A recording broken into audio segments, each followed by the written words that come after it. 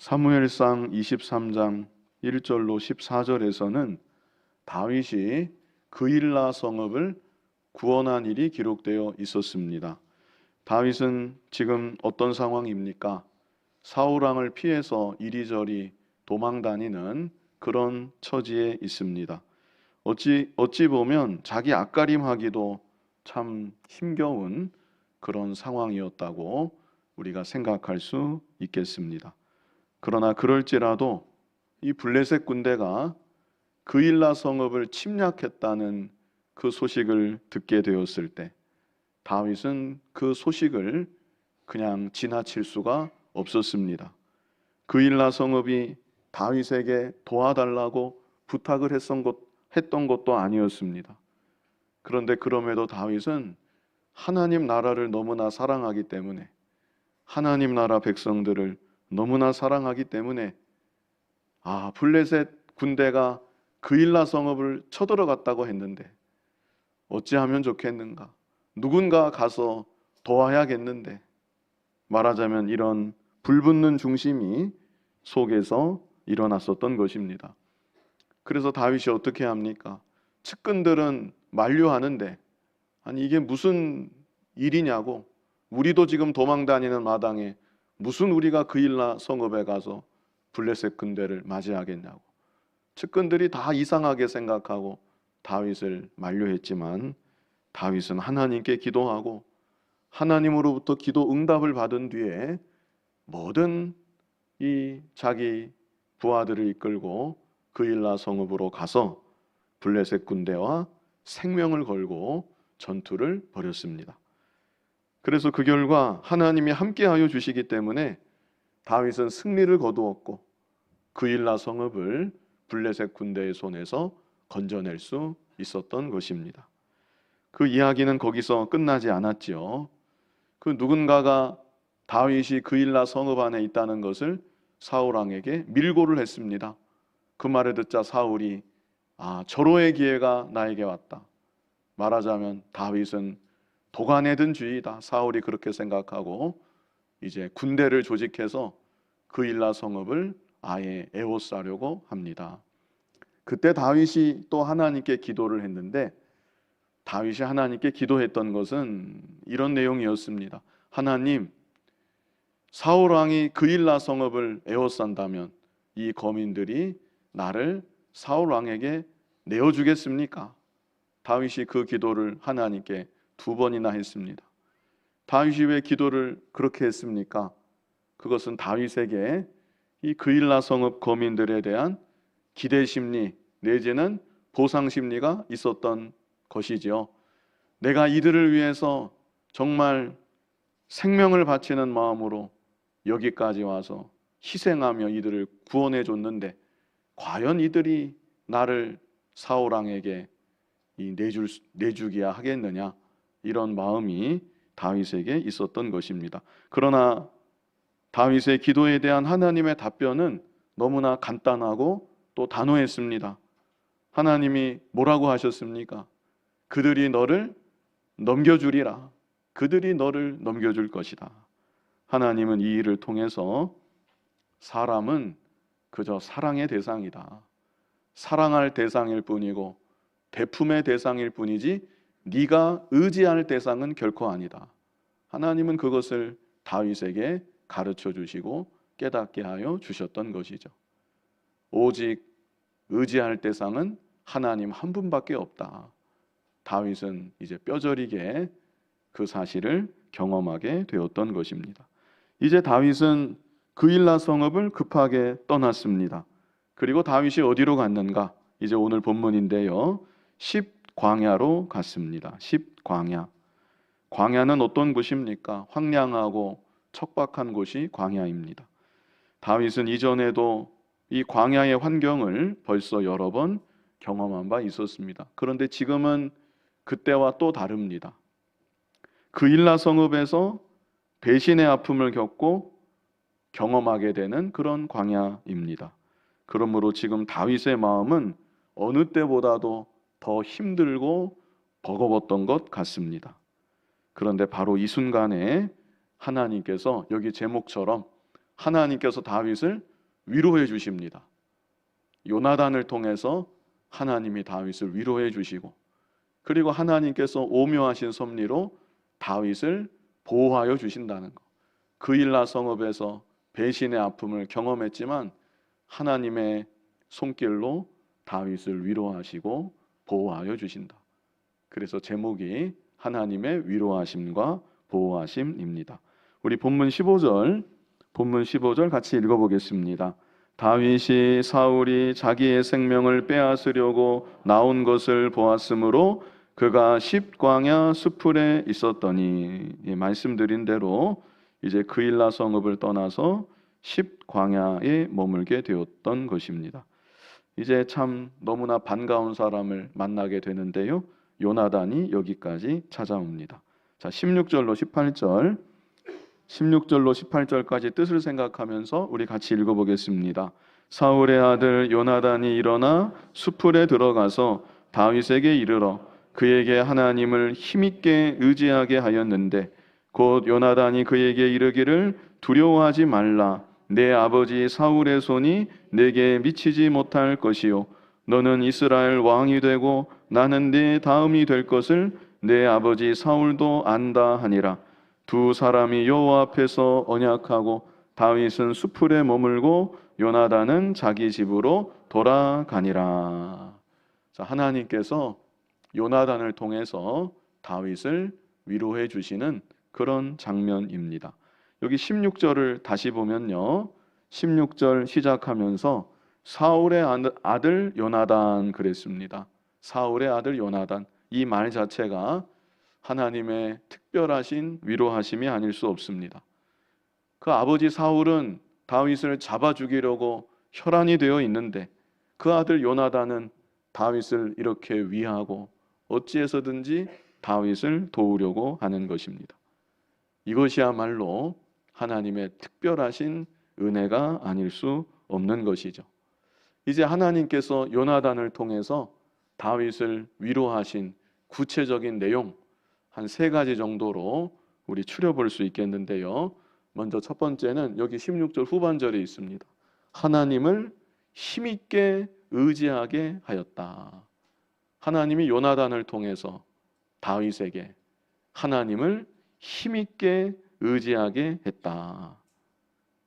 후반절에 그랬습니다. 그에게 하나님을 힘있게 의지하게 하였는데, 여기 힘있게 의지한다는 이 표현은 직역하면 하나님 안에서 그 손을 힘있게 하였다, 그런 뜻입니다. 하나님 안에서 그 손을 힘있게 했다. 그래서 이것은 무엇을 말하냐면 지금 이 순간 다윗의 손이 축 늘어져 있었다는 것을 말해주고 있는 것입니다. 다윗도 인간인지라 이제 점점 배워나가지만 배신의 아픔이 좀 컸던 것 같습니다. 배신의 아픔으로 인해서 그 손이 의욕을 잃고 축 늘어져 있었던 것입니다. 그런데 요나단이 다윗을 찾아가서 다윗으로 하여금 하나님을 힘있게 의지하게 했다. 하나님 안에서 그 손이 힘있게 다시금 이 손을 뻗을 수 있도록 그렇게 요나단이 다윗을 위로해 주었다는 것입니다. 저와 여러분도 하나님을 정말 힘있게 의지하는 그런 믿음의 사람들이 되어야 합니다. 이 세상 살아가다가 보면 나도 모르게 하나님 믿고 섬기지만 손이 축 늘어질 때가 있는데, 우리는 이제도 살아계신 하나님, 그 하나님 바라보고 다시금 새 힘을 얻고 하나님만을 전적으로 의지하며 나아가야 되는 것입니다.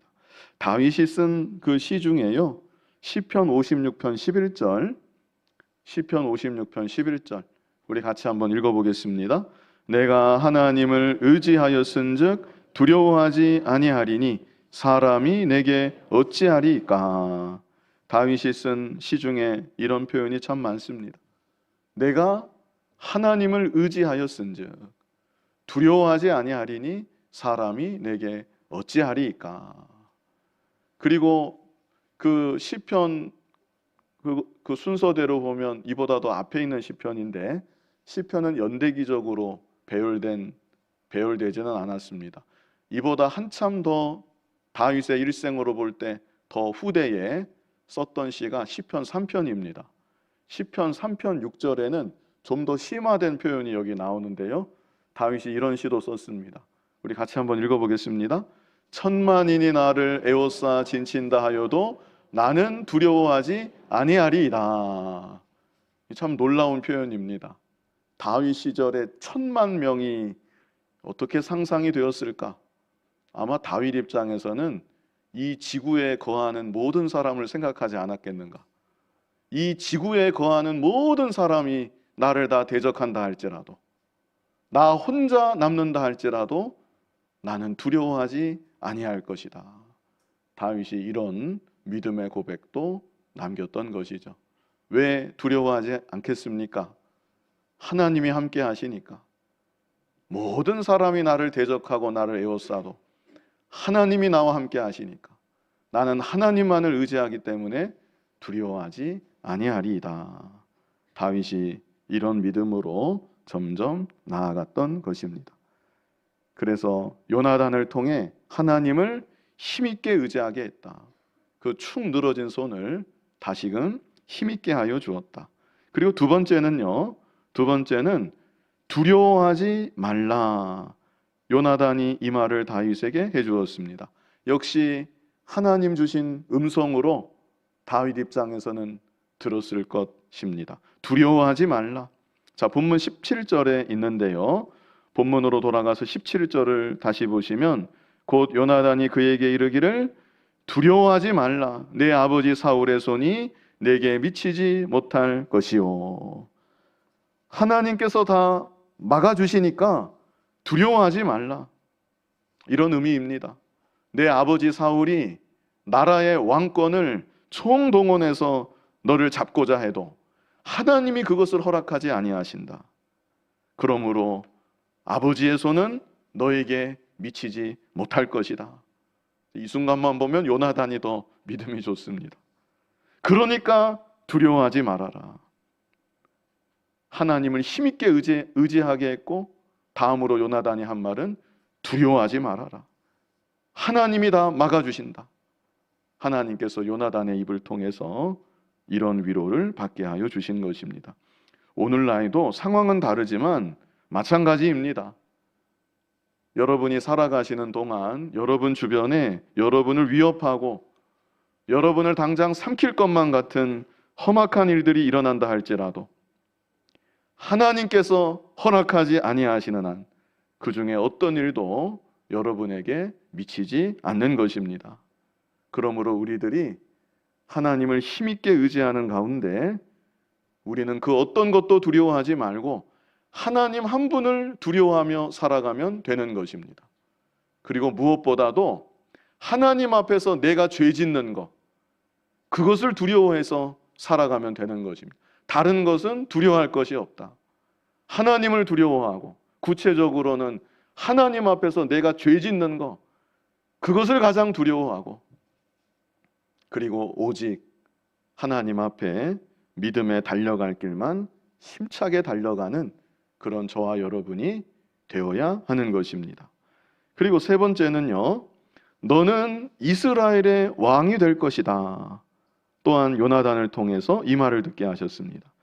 첫 번째는 하나님을 힘있게 의지하게 했고, 두려워하지 말라 이 말 듣게 하셨고, 그리고 세 번째는 너는 이스라엘의 왕이 될 것이다. 17절 후반절에 그랬습니다. 너는 이스라엘 왕이 되고 나는 내 다음이 될 것을 내 아버지 사울도 안다 하니라. 이것은 요나단의 입을 통해서 다윗으로 하여금 앞날에 대한 확실한 소망을 갖도록 하나님이 다윗에게 소망을 심어주는 것입니다. 다시 말하면 이런 것이죠. 지금 네가 겪고 있는 모든 일들은 다 너를 왕으로 만들어가는 과정이다. 이 말을 하는 것입니다. 하나님께서 너를 연단하시는 과정이다. 이 모든 과정을 다 통과하고 그 끝에는 너는 반드시 이 나라의 왕이 되어 있을 것이다. 요나단이 이 말을 하고 있는 것입니다. 오늘날도 하나님은 우리에게 고난을 허락하시고 고난을 통해서 우리를 연단하십니다. 그래서 고난은 하나님께서 우리를 만들어 가시고 더 아름답게 빚어 가시는 과정이라고 우리는 볼 수 있는 것이죠.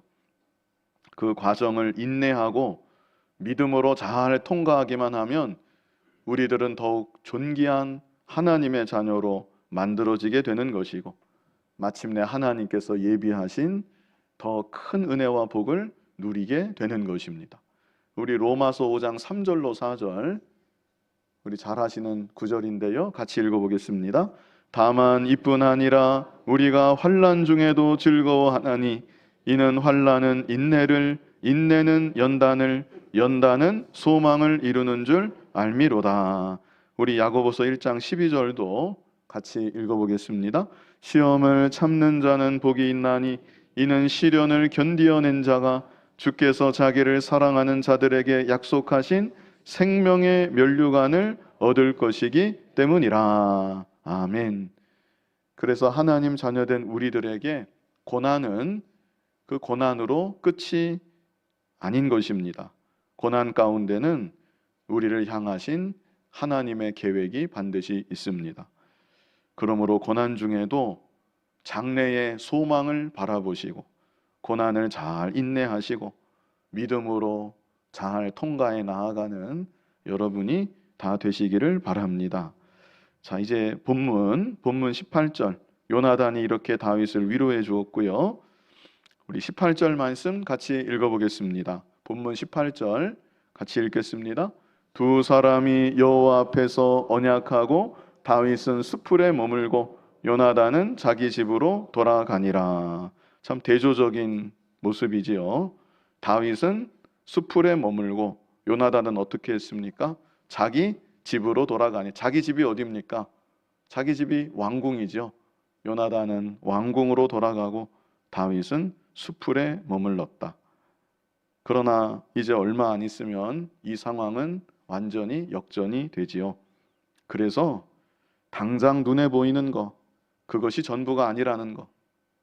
하나님의 섭리 가운데 언제 무슨 일이 우리에게 벌어질지 우리는 예측할 수 없습니다. 언제 어떻게 뒤바뀔지 우리로서는 알 수가 없는 것입니다. 현세에서도 그러하고 내세에서는 더더욱 그러합니다. 하나님 앞에 서게 되었을 때 우리에게 어떤 일이 벌어질지, 물론 예수님을 믿으면 다 천국 가지만 상급이 다 다르다고 했습니다.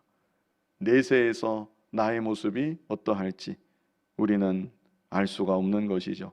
그러므로 항상 겸손히 우리는 하루하루 순간순간 교만하지 말고, 어떤 일이 나에게 닥칠지 알 수 없는데 항상 하나님 한 분만을 겸손히 잘 믿고 섬기며 살아가는 그런 우리들이 되어야 하는 것입니다.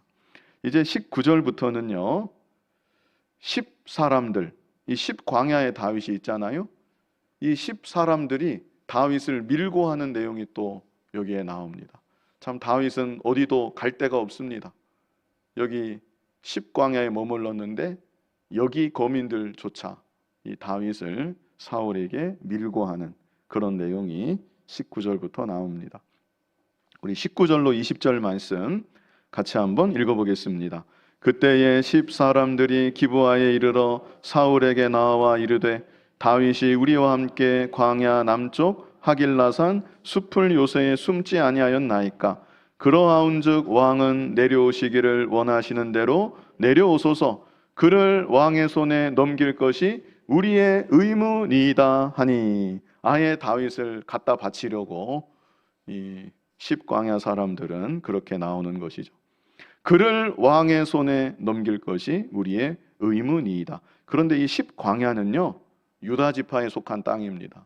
다윗이 유다 지파지요. 다윗하고 남남이 아닌 것입니다. 그런데 이 지역 사람들조차 다윗을 사울에게 이렇게 밀고 하고 있는 것이죠. 참 너무나 안타까운 일이 아닐 수 없습니다. 모두가 다윗을 꺼려하고 있습니다. 그도 그럴 것이 높당에 어떤 일이 벌어졌습니까? 다윗이 잠깐 높당을 거쳐간 것뿐이 없는데 높당의 제사장들 85인이 다 죽었습니다. 가족들까지 죽었습니다. 젖먹이까지 죽었습니다. 가축들까지 죽었습니다. 높당, 그 높성읍 자체가 완전히 황폐화되고 말았던 것이죠. 행여라도 우리에게 그런 불상사가 일어나면 안 되겠다. 다윗이 하나님의 사람인 것은 누구나 다 아는 사실이지만, 그래서 다윗과 남이라고 할 수 없는 이 십광야 사람들까지 다윗을 사울 왕에게 아예 갖다 바치려고 이렇게 나오고 있는 것이죠. 이런 내용을 통해서 의의 편에 선다는 것, 이게 결코 쉬운 일이 아닙니다. 결정적인 순간에, 중요한 순간에 하나님 편에 선다는 것, 의의 편에 선다는 것, 이것은 결코 쉬운 일이 아닌 것이죠. 이제 10사람들의 밀고를 받은 사울의 반응이 있는데요, 우리 지난 주일에 보았던 것과 일맥상통한 사울의 반응이 여기 있습니다. 21절, 사울이 무슨 말을 하는가? 같이 한번 읽어보겠습니다. 사울이 이르되 너희가 나를 긍휼히 여겼으니 여호와께 복받기를 원하노라. 사울 입에서 하나님 이름이 또 나옵니다. 10사람들을 하나님의 이름으로 축복하고 있는 것입니다. 너희가 여호와 하나님께 복받기를 원하노라. 우리 지난 주일에는 어떤 걸 보았습니까? 사무엘상 23장 7절이었죠. 그 중반부에 하나님이 그를 내 손에 넘기셨도다. 사울은 하나님 얘기를 자주 합니다. 하나님, 하나님. 이번에도 여호와께 복받기를 하나님의 이름으로 축복을 합니다. 이런 말들만 뽑아서 보면 사울은 믿음이 좋은 사람입니다. 말끝마다 하나님이 나옵니다. 하나님이 내게 이렇게 해주셨다. 너희들 하나님께 복을 받기를 원한다 하는 말만 들어보면 사울은 분명히 믿음이 있는 사람입니다. 그러나 그의 행실은 어떻습니까? 사울의 행실은 온전히 마귀 편에 서 있습니다. 온전히 마귀 편에 서서 하나님을 대적하는 대적자인 것이죠. 하나님을 정면으로 대적하는 것이 사울인데, 그럼에도 이렇게 말끝마다 하나님, 하나님. 여전히 사울은 하나님을 믿고 섬기는 모습을 취하고 있는 것입니다. 지난 주일에도 말씀을 드렸지만 우리가 이런 모습이 결코 되어서는 안 되는 것입니다. 여기까지는 가지는 않겠지만 입으로만 하나님을 믿고 섬기는 그런 모습이 우리에게 있어서는 안 된다는 것입니다. 실제 행실로 하나님 아버지를 두려워하고, 행실로 전능하신 하나님을 시인하고, 행실로 하나님 뜻에 굴복하고 하나님 뜻대로 살아나가는 그런 우리들이 되어야만 하는 것입니다. 자, 이어서 22절로 23절 우리 같이 한번 읽어보겠습니다. 어떤 사람이 내게 말하기를 그는 심히 지혜롭게 행동한다 하나니 너희는 가서 더 자세히 살펴서 그가 어디에 숨었으며 누가 거기서 그를 보았는지 알아보고 그가 숨어있는 모든 곳을 정탐하고 실상을 내게 보고하라. 내가 너희와 함께 가리니 그가 이 땅에 있으면 유다 몇천 명 중에서라도 그를 찾아내리라 하더라. 사울이 이제 구체적인 지시를 내리죠. 십광야 사람들에게 다윗의 동태를 잘 살펴보라고 구체적인 지시를 내리고, 그리고 여기 23절 끝부분에 사울의 결연한 의지가 너무나 잘 드러나고 있습니다. 사울이 뭐라고 합니까? 내가 너희와 함께 가리니 그가 이 땅에 있으면 유다 몇천 명 중에서라도 그를 찾아내리라. 이번에는 내가 반드시 다윗을 찾아내고 다윗을 붙잡고야 말 것이다. 사울의 너무나 결연한 의지가 여기 나타나 있는 것입니다. 그렇다면 이러한 때 다윗은 무엇을 하고 있었는가? 자, 시편 54편을 보면요, 시편 54편이 바로 이 상황에서 다윗이 썼던 시입니다. 여기에는 이제 표제어가 안 나오는데요, 여러분 성경을 혹시 찾아보시면 54편 표제어에 이렇게 쓰여져 있습니다. 제가 읽어드리겠습니다. 다윗의 맞서길 인도자를 따라 현악에 맞춘 노래. 자, 그 다음에요. 10사람이 사울에게 이르러 말하기를 다윗이 우리가 있는 곳에 숨지 아니하였나이까 하던 때에, 바로 본문의 이 상황입니다. 바로 이런 상황에서 다윗이 시편 54편을 기록했던 것입니다. 그러면 여기에서 다윗이 어떤 말을 기록했을까? 자, 여기 1절, 먼저 1절을 우리 같이 읽어보겠습니다. 하나님이여 주의 이름으로 나를 구원하시고 주의 힘으로 나를 변호하소서. 앞에서 요나단이 왔다 간 것이 바로 이 1절 이 고백을 다윗이 할 수 있도록 하나님이 힘 주신 것이 아닌가. 다윗이 하나님을 힘있게 의지하게 했다고 그랬었는데 그 힘을 받았는지 여기 1절에 하나님이여 주의 이름으로 나를 구원하시고 주의 힘으로 나를 변호하소서. 너무나 위기의 상황 가운데 다윗이 하나님께 이렇게 기도했었던 것입니다.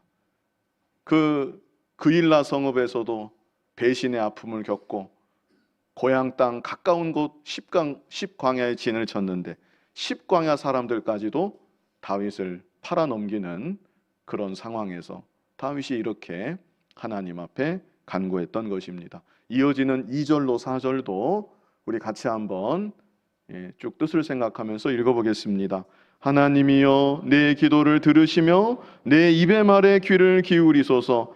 낯선 자들이 일어나 나를 치고 포악한 자들이 나의 생명을 수색하며 하나님을 자기 앞에 두지 아니하였음이니이다. 하나님은 나를 돕는 이시며 주께서는 내 생명을 붙들어 주시는 이시니이다. 이렇게 다윗이 하나님을 의지하면서 하나님께 간절히 이 상황에서 기도했던 것이죠. 이제 본문으로 다시 돌아와서 다윗은 이렇게 하나님께 기도했고 하나님이 정말 오묘하신 섭리로 다윗을 보호해 주셨다는 내용이 이제 오늘 본문 24절부터 나와 있습니다. 자, 본문 24절 같이 읽어보겠습니다. 그들이 일어나 사울보다 먼저 시브로 가니라. 다윗과 그의 사람들이 광야 남쪽 마온 광야 아라바에 있더니. 그들이 일어나, 여기서 그들은 10사람들입니다. 그들이 사울보다 먼저 가서 이제 다윗과 다윗의 사람들 동태를 살펴보았던 것이죠. 25절 같이 읽어보겠습니다. 사울과 그의 사람들이 찾으러 온 것을 어떤 사람이 다윗에게 아뢰매 이에 다윗이 바위로 내려가 마온 황무지에 있더니 사울이 듣고 마온 황무지로 다윗을 따라가서는, 자, 추격하고 있는 것이죠. 아주 아슬아슬한 상황입니다. 다윗이 바위로 내려가 마온 황무지에 있더니 사울이 듣고 마온 황무지로 다윗을 따라가서는, 막 이제 추격전이 시작되는 그런 이 장면을 이렇게 묘사하고 있습니다. 26절, 더 급박한 상황이 26절에 이릅니다. 우리 26절 같이 읽어보겠습니다. 사울이 산 이쪽으로 가매 다윗과 그의 사람들은 산 저쪽으로 가며 다윗이 사울을 두려워하여 급히 피하려 하였으니 이는 사울과 그의 사람들이 다윗과 그의 사람들을 애워싸고 잡으려 함이었더라.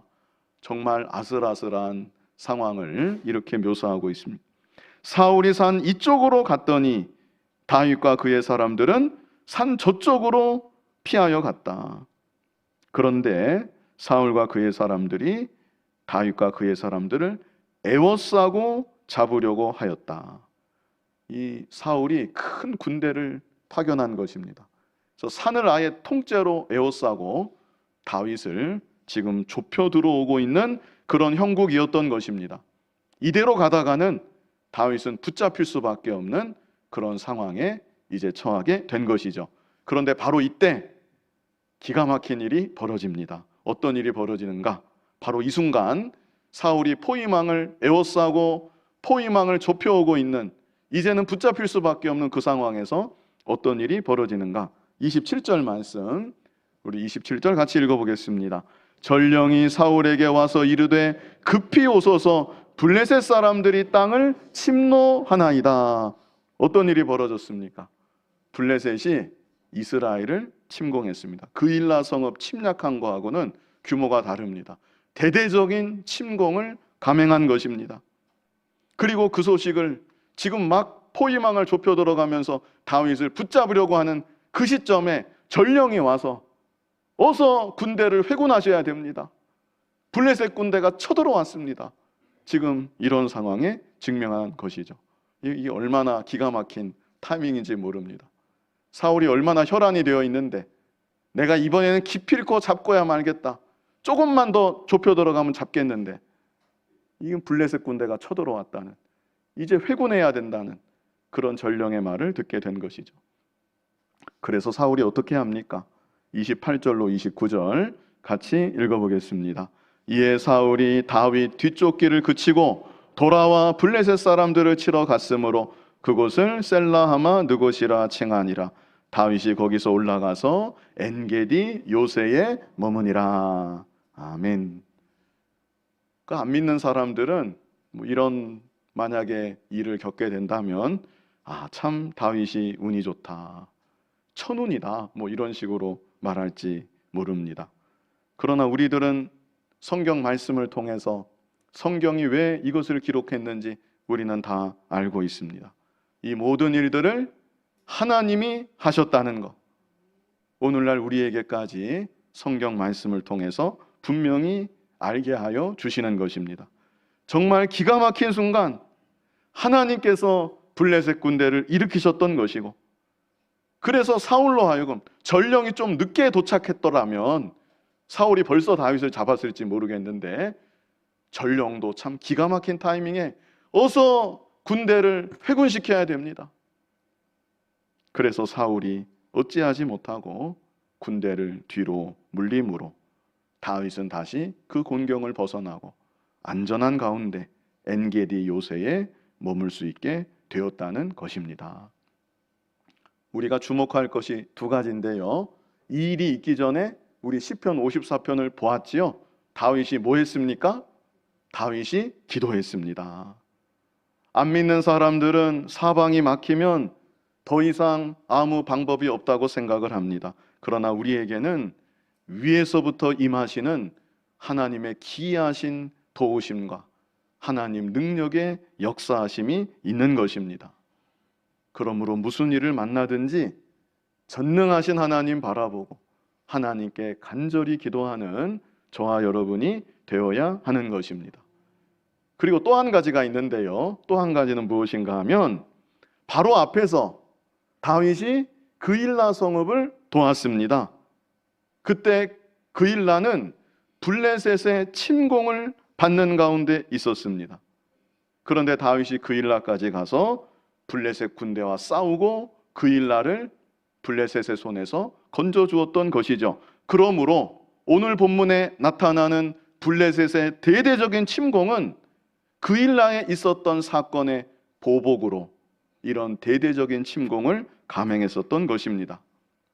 만약 다윗이 그때 그일라를 돕지 않았다면 다윗은 오늘의 이 사건도 경험할 수가 없었을 것입니다. 표면적으로 보면 다윗은 생명을 걸고 그일라를 도왔고, 그런데 오히려 배신을 당했고 아무 소득도 얻지 못한 것으로 그렇게 보였습니다. 그러나 그 일은 먼저는 하나님께서 기뻐하시는 일이었습니다.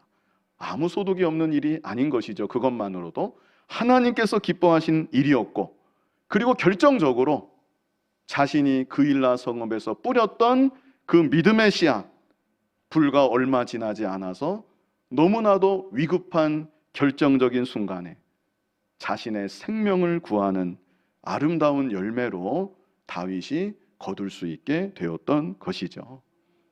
이렇게 믿음의 씨앗, 말씀 순종의 씨앗, 하나님 기뻐하시는 일을 행하는 씨앗, 이 씨앗들을 뿌리면 어디에서든지 반드시 거두게 하시는 하나님이신 것입니다.